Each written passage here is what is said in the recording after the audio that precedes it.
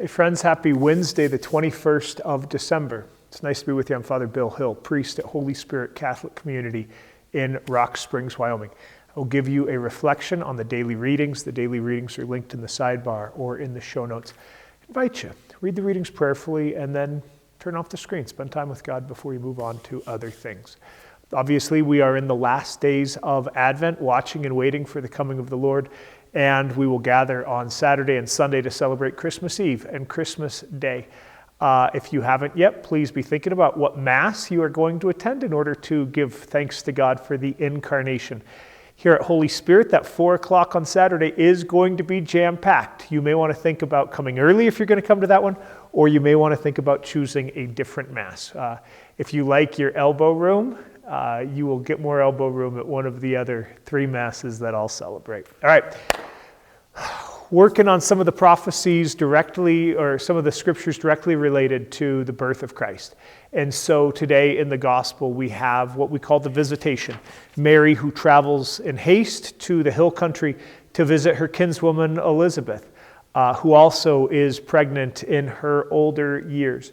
We can key in on service and on attention to others, perhaps especially those in difficult circumstances, elderly folks, people in need. Certainly Mary is exhibiting all of these sorts of virtues.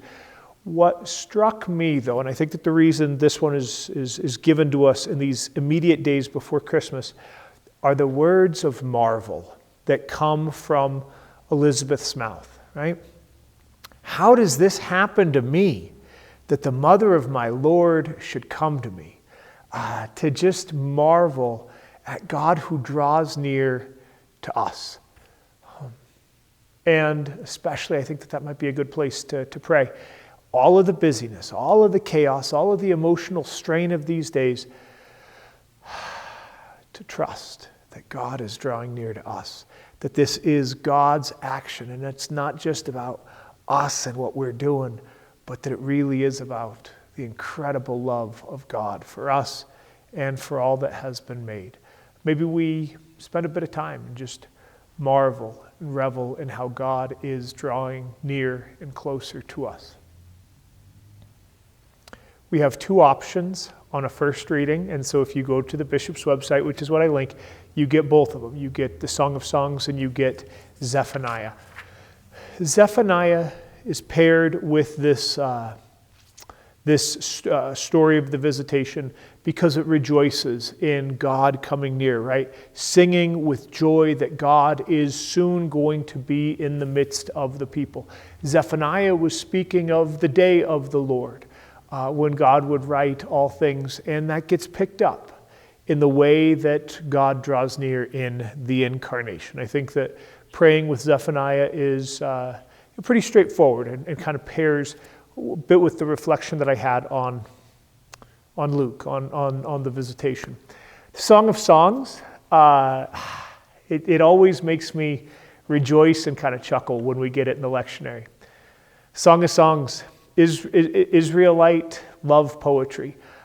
It nowhere names God. Not once in all of the Song of Songs is there any of the names for God.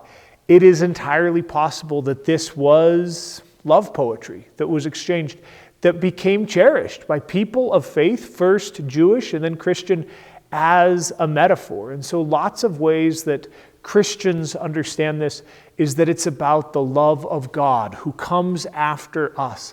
And it's God's love for us, for creation, God's love for souls, whatever kind of language we want to use. Pope Benedict, before Pope Francis, Pope Benedict made everybody a bit uncomfortable when he talked about the ways that love can bring us to God. And he also talked about how erotic love, romantic love could bring us to God.